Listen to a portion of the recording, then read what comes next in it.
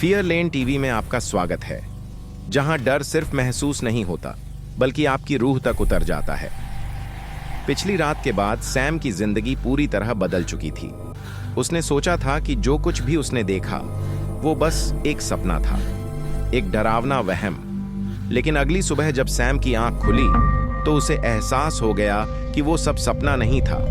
कमरा बिल्कुल शांत था, इतना शांत कि घड़ी की टिक टिक भी कानों में चुभ रही थी। सैम बिस्तर से उठा और जैसे ही उसने आईने की तरफ देखा, उसके कदम वहीं थम गए। आईने में उसका चेहरा था, लेकिन उसकी आंखें नहीं। वो आंखें उसे घूर रही थीं, बिना पलक झपकाए। सैम का दिल जोर जोर से धड़कने लगा। उसने आईने से नजर हटाई और खुद को समझाने की कोशिश की, सब ठीक है, ये सिर्फ डर है। लेकिन तभी आईने में खड़ा साया मुस्कुरा दिया। सैम घबराकर पीछे हटा, उसके हाथ कांप रहे थे। उसी पल उसके फोन पर एक मैसेज आया, आज रात मैं वापस आऊंगा। सैम ने नंबर चेक किया, लेकिन स्क्रीन पर कोई नंबर नहीं था। डर के मारे उसने अपने दोस्त रोहन को कॉल किया और सारी बात उसे बता दी। रोहन हंसते हुए बोला, सैम, तू ज्यादा हॉरर वीडियो देख रहा है, थोड़ा आराम कर। फोन कट होते ही सैम ने राहत की सांस ली, लेकिन वो राहत सिर्फ कुछ सेकंड की थी।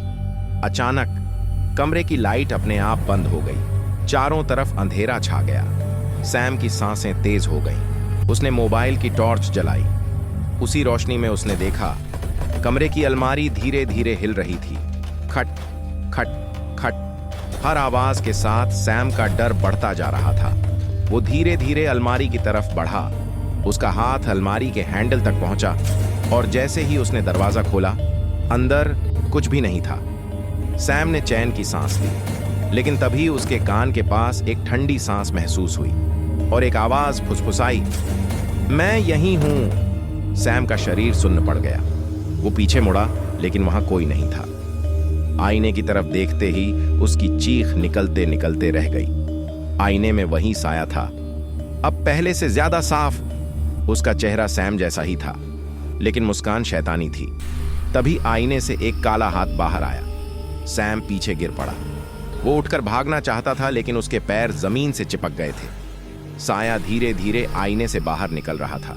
उसकी आवाज अब और गहरी हो चुकी थी, तू मुझे देख सकता है, क्योंकि अब तू भी मेरे जैसा है। सैम ने पूरी ताकत से आंखें बंद कर लीं और भगवान को याद करने लगा। अचानक सब कुछ शांत हो गया। जब सैम ने आंखें खोलीं, तो वो अपने बिस्तर पर था। सुबह की धूप कमरे में फैल रही थी। उसने राहत की सांस ली। तो क्या यह सपना था? सैम ने खुद से पूछा। वो उठकर आईने के पास गया। आईने में सब सामान्य था, लेकिन जैसे ही वो कमरे से बाहर जाने लगा, आईने में सैम ने देखा, उसकी परछाई अब भी मुस्कुरा रही थी। और उसी पल फोन पर एक और मैसेज आया, ये तो बस शुरुआत है। अगर आपको ये वीडियो पसंद आया हो तो कृपया लाइक करें और फियर लेन टीवी को सब्सक्राइब करना मत भूलिए।